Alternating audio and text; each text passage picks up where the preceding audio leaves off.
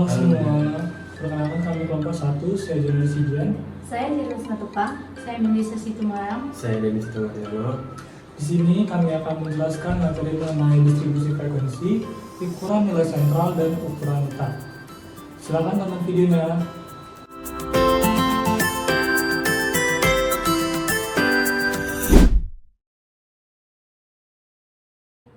Di sini saya akan menjelaskan materi mengenai distribusi frekuensi. Nah, distribusi frekuensi ini penyusunan data menjadi suatu kelompok data yang berkesinambungan. Nah, contoh penyusunan distribusi frekuensi ini dibedakan menjadi 3 berdasarkan waktu, berdasarkan wilayah, dan berdasarkan frekuensi. Berdasarkan waktu seperti pada tabel ini, di mana kita menggunakan tahun sebagai datanya.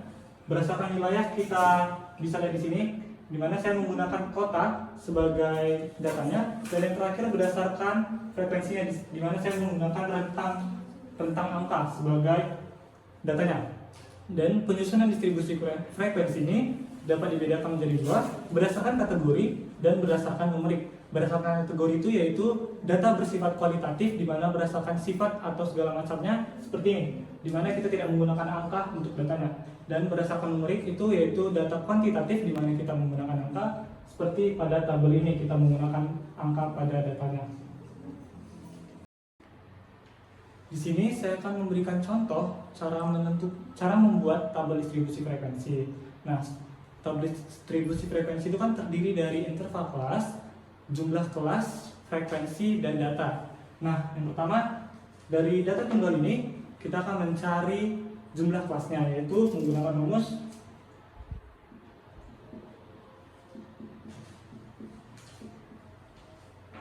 nah 1 tambah 3,3 log n. Log n berarti logaritma dari jumlah data. Data yang berjumlah 1, 2, 3, 8 kali 5 itu 40. Berarti kita akan mencarinya dengan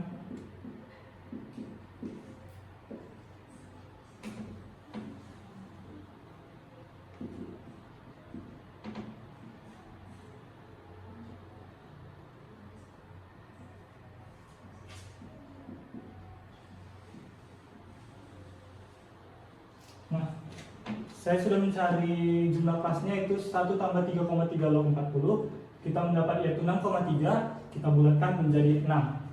Setelah mencari jumlah kelas, kita akan mencari interval dari kelas, yaitu menggunakan rumus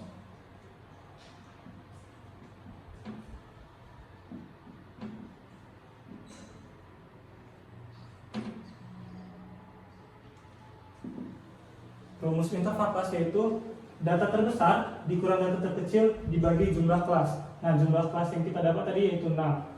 Dengan data terbesar yaitu 39 dan data terkecil yaitu 20.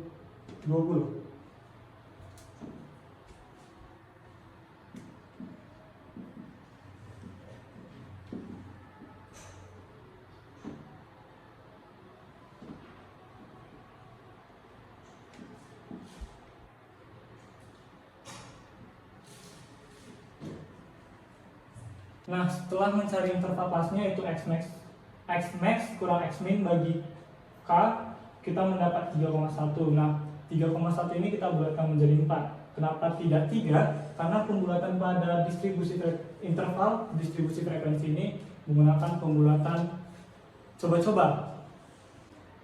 Nah, berdasarkan jumlah kelas dari interval kelas yang saya cari tadi, saya sudah membentuk data tunggal ke dalam data kelompok. Nah, seperti saya bilang tadi, pembulatan 3,1 ini ke dalam 4, kita bisa lihat interval kelas 1 yaitu 0, sampai 21, 18, 19, 20, 21. Nah, 4. Kenapa tidak 3? Agar frekuensi pada data semuanya bagus, tidak ada yang terlalu ekstrim datanya. Nah, tadi kita sudah mengubah data tunggal menjadi data kelompok, yang mana kita memerlukan jumlah kelas dan interval kelas. Nah, pada tabel distribusi frekuensi terdapat bagian-bagian lain selain jumlah kelas dan interval kelas, yaitu yang pertama ada frekuensi dan data. Nah, pada nilai data ini ada bagian batas kelas, batas bawah yaitu batas bawah yaitu yang ada pada bagian kiri ini, 18, 22, 26, 30, 34, 38. Dan batas atas yang ada pada bagian kanan yaitu 21, 25, 29, 33, 37, 41. Nah, dari batas kelas juga ada tepi batas kelas. Yang pertama ada tepi batas bawah kelas, yaitu kita bisa mencarinya melalui misalkan nih 18 dikurang 0,5 sehingga tepi batas bawah kelasnya itu 17,5. Nah, tepi batas atas kelasnya kita tambahkan 0,5 yaitu 21 tambah 0,5 yaitu 21,5. Atau bisa juga mencari tepi batas bawah kelas itu dengan menambahkan 21 dengan 22 yaitu batas atas kelas sebelum dan batas bawah kelas yaitu 22 tambah 21 dibagi 2 yaitu 21,5. Selanjutnya ada yang dinamakan distribusi frekuensi relatif dan distribusi frekuensi kumulatif. Dari contoh berikut kita akan mencari distribusi frekuensi relatif dan kumulatifnya. Nah, cara mencari frekuensi relatif itu dengan mencari persentasenya. Jadi bisa langsung dilihat dari contoh berikut. Nah, untuk frekuensi kumulatif terbagi menjadi dua, yaitu kumulatif kurang dari dan kumulatif lebih dari. Frekuensi kumulatif kurang dari yaitu frekuensi kumulatif yang menambahkan frekuensi dari awal hingga akhir, sedangkan frekuensi kumulatif lebih dari yaitu frekuensi yang mengurangkan total frekuensi dari atas hingga akhir. Nah, dari tabel frekuensi kita bisa membuat grafik frekuensi di mana saya dapat memaparkan 3 grafik frekuensi di sini yaitu histogram, ogive, dan polygon. Nah, ukuran nilai sentral itu terbagi menjadi rata-rata hitung, median, dan modus yang mana bisa dibaca sebagai berikut. Jadi selanjutnya kita akan membahas materi dari nilai min atau nilai rata-rata. Di mana artinya itu nilai rata-rata dari sebuah data. Jadi di sini kita mempunyai soal ini. Jadi untuk menjawab soal ini kita akan memasukkan rumus yang ada di sini.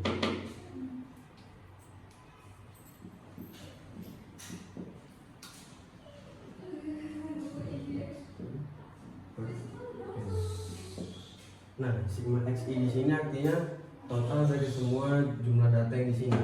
Maka kita totalin dulu. Ini di sini x-nya ada 1, 2, 3, 4, 5, 6, 7. Berarti sigma xi-nya ada 7.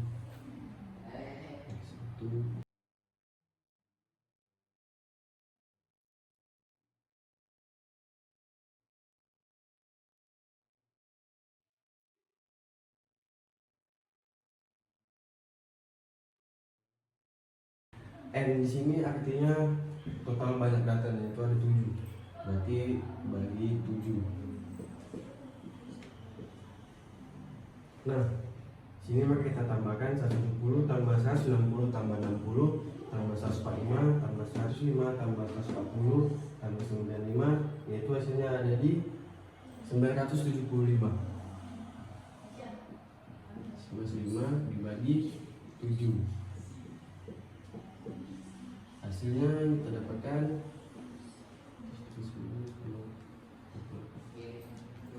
hasil yang kita dapatkan dari soalnya tersebut yaitu 139,28.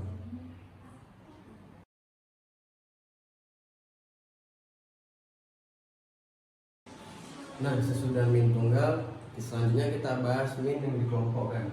Di sini ada data yang sudah ditabelkan.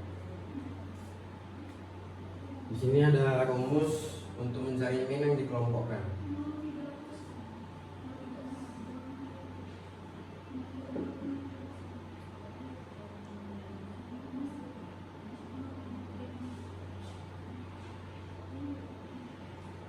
Nah, rumusnya yaitu X sama dengan sigma FIMI per N. Sigma FIMI ini kita dapat dari FI dikali MI. Nah, kita totalin dapatnya 40.475. Nah, di sini kita masukkan nilai terlebih dahulu.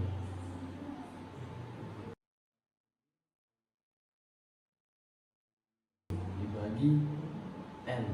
N-nya itu adalah banyak data, yaitu ini 50.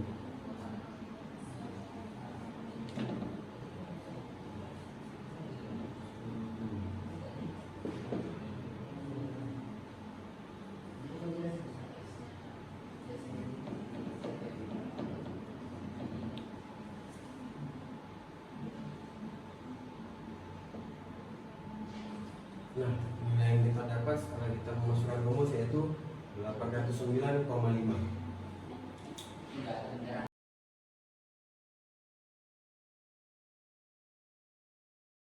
Sekian penjelasan saya dari tentang min, dan selanjutnya kita akan membahas tentang median. Nah, berikutnya kita akan membahas nilai median atau nilai tengah. Nilai median sendiri artinya nilai yang berada tepat di tengah setelah data yang diurutkan. Nah, di sini kita ada soal nih. Ini data acaknya dan kita urutkan dari terkecil hingga terbesar. Di sini kita urutkan. Ditanya median. Rumus median, rumus letak median ada di sini. Nah, kita masukin letak median. Kedua dan kedua.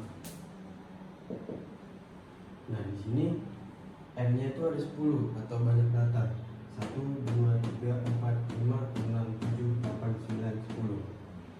Nah, N per 2 sama dengan 10 dibagi 2 dan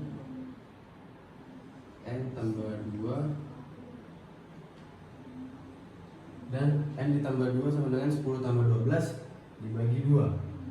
12 dibagi 2. Sekarang kita masukin mediannya. Kita cari nilai mediannya, yaitu kita ambil dari nilai data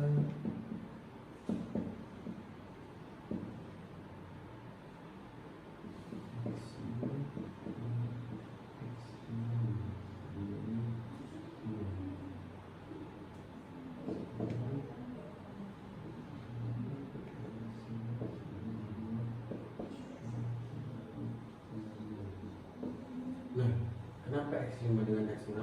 Karena N ditambah 2 itu 12.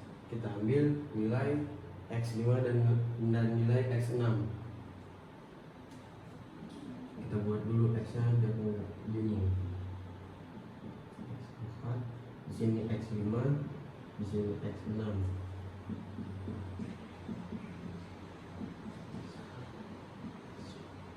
Nah, kita ambil X yang dua ini.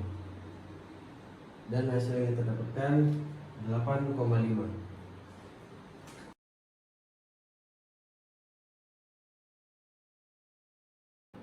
Nah, berikutnya kita membahas nilai median atau nilai tengah yang dikelompokkan. Di sini saya sudah buat contoh tabel yang berikut isi data-datanya.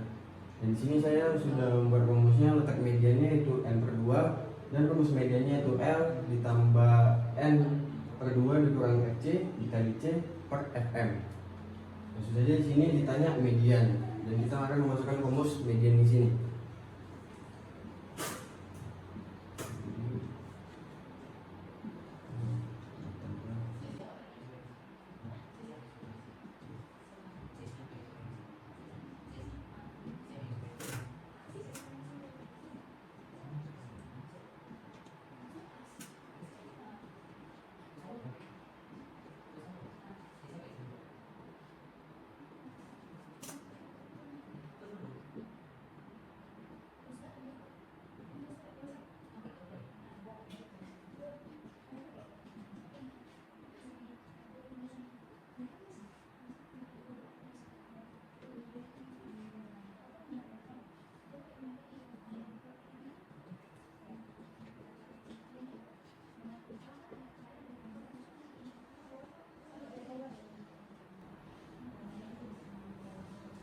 Nah, di sini L kita masukkan 19,5 ditambah dengan N kedua yaitu 30 dikurang dengan FC itu 24, C nya itu dapat 5, FM nya itu adalah 22.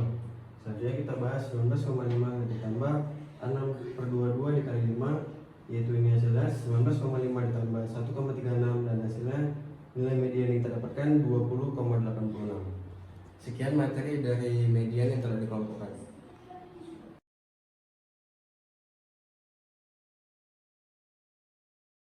Baiklah, saya akan menjelaskan pengertian dari modus. Modus itu tersendiri adalah nilai karakteristik yang paling banyak atau paling sering terjadi sehingga ia memiliki frekuensi yang tertinggi. Kemudian modus itu dapat kita bagikan menjadi dua kelompok. Yang pertama adalah data tunggal. Di sini telah terdapat salah satu contoh. Kita akan menentukan nilai modusnya. Nilai modus itu adalah nilai tertinggi. Dapat kita lihat dari contoh soal tersebut adalah nilai tertinggi yaitu berada di data keempat yaitu 15. Jadi dari data tersebut dapat disimpulkan bahwa modus dari data tersebut adalah 15. Jadi dapat kita simpulkan dari contoh tersebut modusnya adalah di data nilai keempat yaitu 97.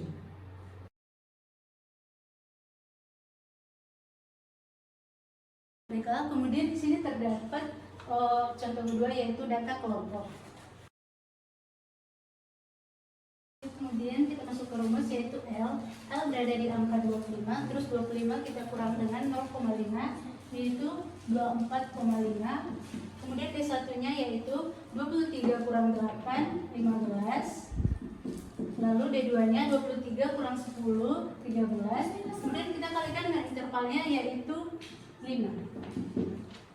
Kemudian hasilnya yaitu 15 per 15 tambah 13 dikali 3, 2,68. Kemudian ini kita tambahkan jumlahnya menjadi 27,18. Jadi data yang paling banyak muncul yaitu 27,18.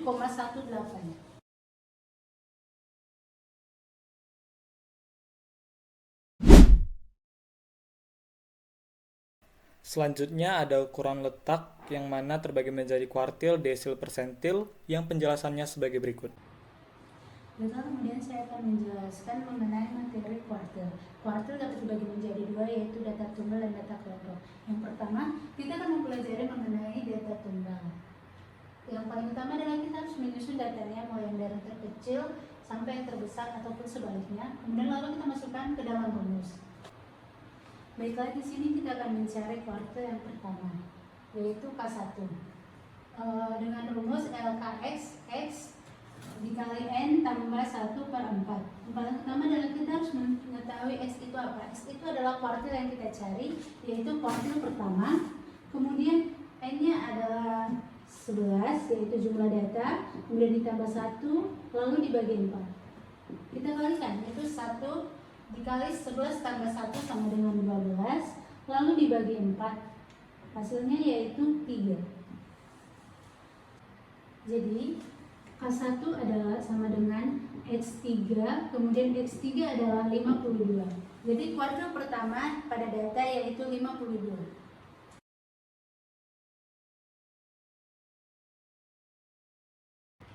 Kemudian yang kedua kita akan membahas mengenai kuartil data berkelompok. Setelah menyusun datanya dan mencari kumulatifnya, kita akan mencari nilai dari kuartil 1 dengan rumus 1 per 4 dikali N.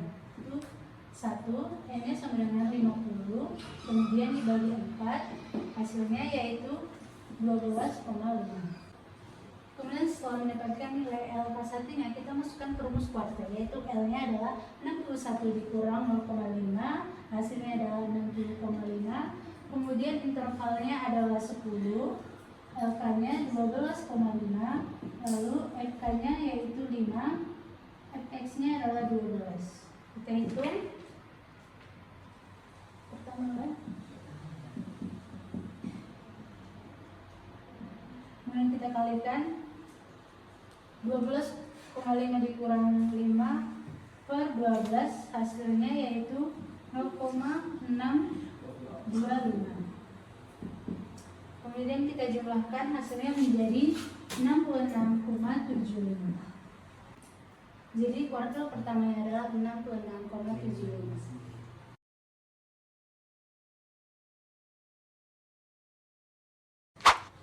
Baiklah, kali ini saya akan membahas tentang desil. Jadi desil itu merupakan nilai yang membagi data menjadi 10 bagian yang sama banyak setelah data tersebut diurutkan. Jadi di sini saya ada soal Untuk pengerjaan soal desil itu kita harus melakukan yang pertama mengurutkan angka dari terkecil hingga terbesar. Di sini ditanya dengan D6 atau desil ke-6.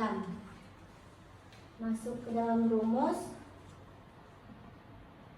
LDX sama dengan X ditambah 1/10. Berikut rumus untuk mencari letak desil. Tadi yang ditanya adalah desil 6. Jadi LD 6 X-nya itu kan adalah nilai yang ditanya oleh desil.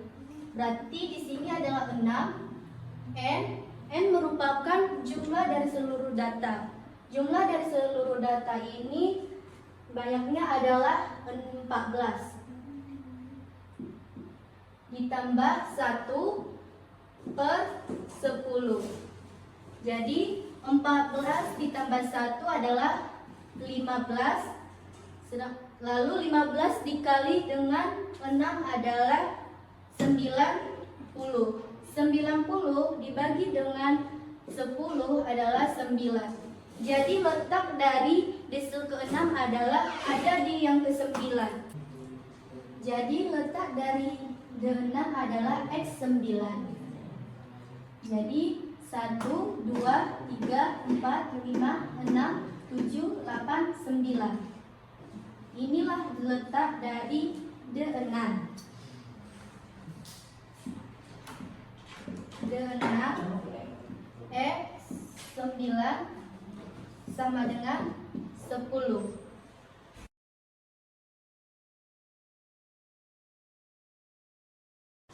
Jadi di sini sudah ada data yang harus kita cari, yaitu desil ke-6.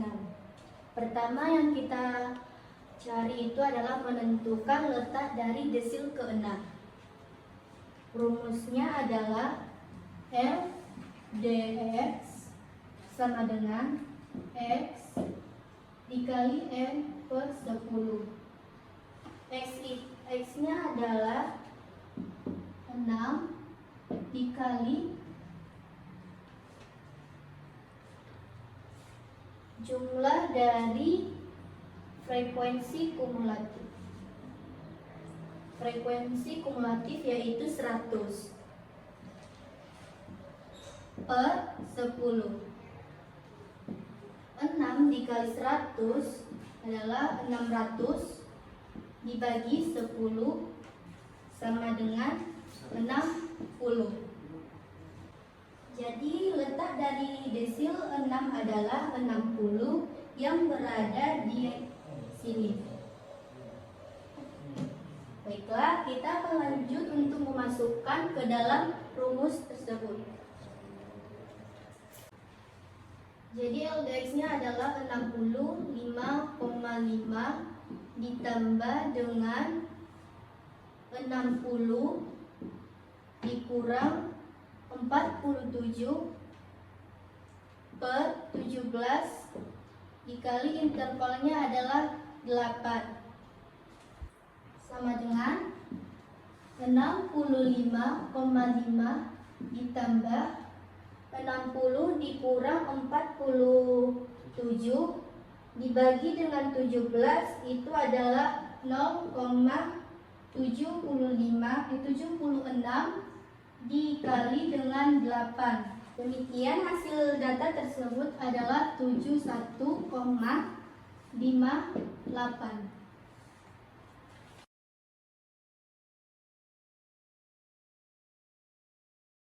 Sekian penjelasan dari desil, kita lanjut ke persentil. Selanjutnya saya akan menjelaskan tentang persentil. Jadi di sini sudah ada sebuah data. Di sini kita disuruh untuk mencari persentil ke-25. Jadi LPX, LP 25.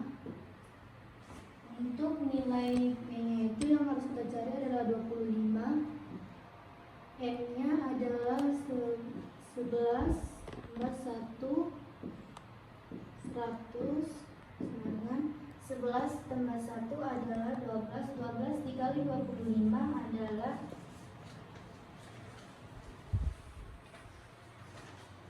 300 per 100 sama dengan 3. Jadi untuk letak dari persentil ke 25 adalah X3. Jadi 1, 2, 3. Untuk persentil ke 25 adalah sama dengan X3, yaitu 32.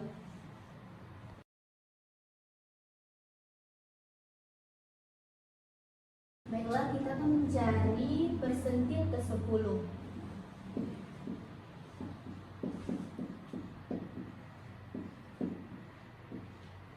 Yang dimana X-nya adalah 10, N-nya adalah 40 dibagi dengan 100.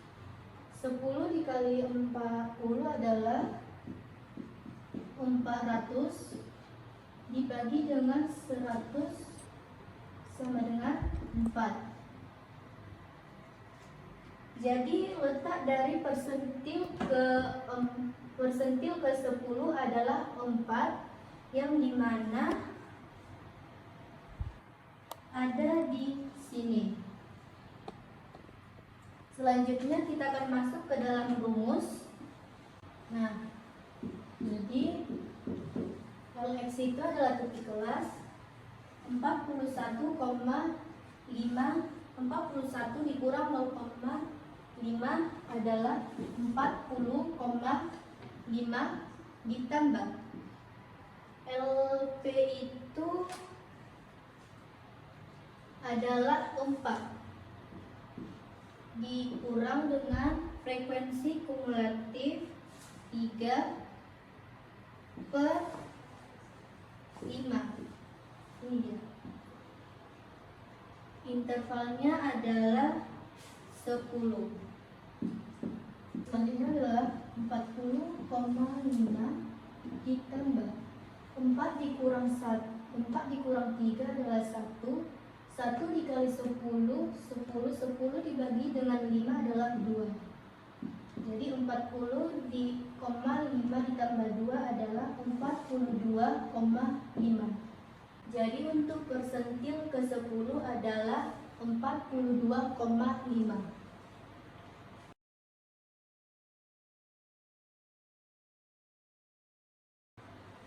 Sekian materi tentang persentil.